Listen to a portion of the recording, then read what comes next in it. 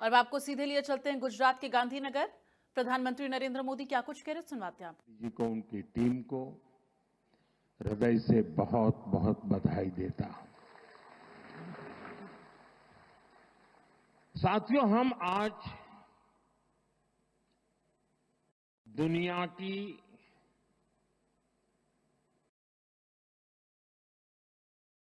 चौथी इकोनॉमी बने हैं। किसी को भी संतोष होगा कि अब जापान को भी पीछे छोड़ करके हम आगे निकल गए। और मुझे याद है, हम जब 6 से 5 बने थे तब देश में और ही उमंग था, बड़ा उत्साह था, खास करके नौजवानों में।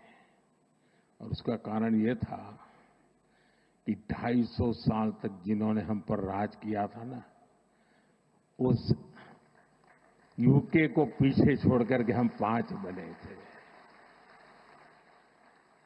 लेकिन अब 4 बनने का आनंद जितना होना चाहिए उससे ज्यादा 3 कब बनोगे इसका दबाव बढ़ रहा है।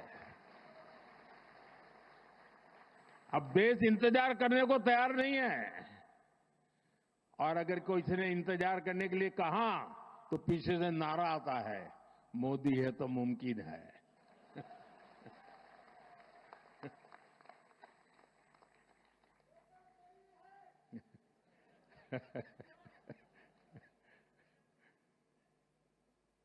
और इसलिए साथियों,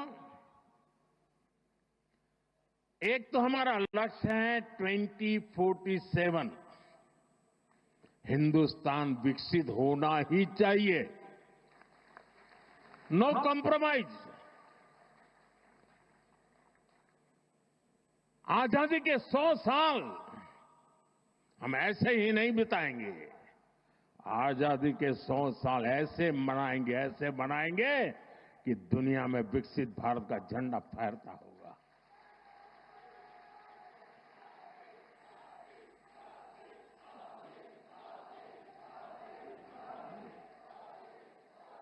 आप कल्पना कीजिए, 1920, 25, 30, 40, 42 उस कालखंड में चाहे भगत सिंह हो, सुखदेव हो, राजगुरु हो, नेताजी सुभाष बाबू हो, वीर सावरकर हो, श्यामजी कृष्ण वर्मा हो, महात्मा गांधी हो, सरदार पटेल हो, इन सब ने जो भाव पैदा किया था और देश के जन मन में आजादी की ललक न होती, आजादी के लिए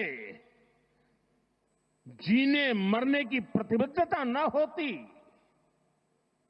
आजादी के लिए सहन करने की इच्छा शक्ति न होती, तो शायद 1947 में आजादी नहीं मिलती। ये इसलिए मिली कि उस समय जो 25-30 करोड़ आबादी थी, वे बलिदान के लिए तैयार हो चुकी थी। अगर 25-30 करोड़ लोग संकल्पबद्ध होकर के 20 साल 25 साल के भीतर अंग्रेजों को यहां से निकाल सकते हैं,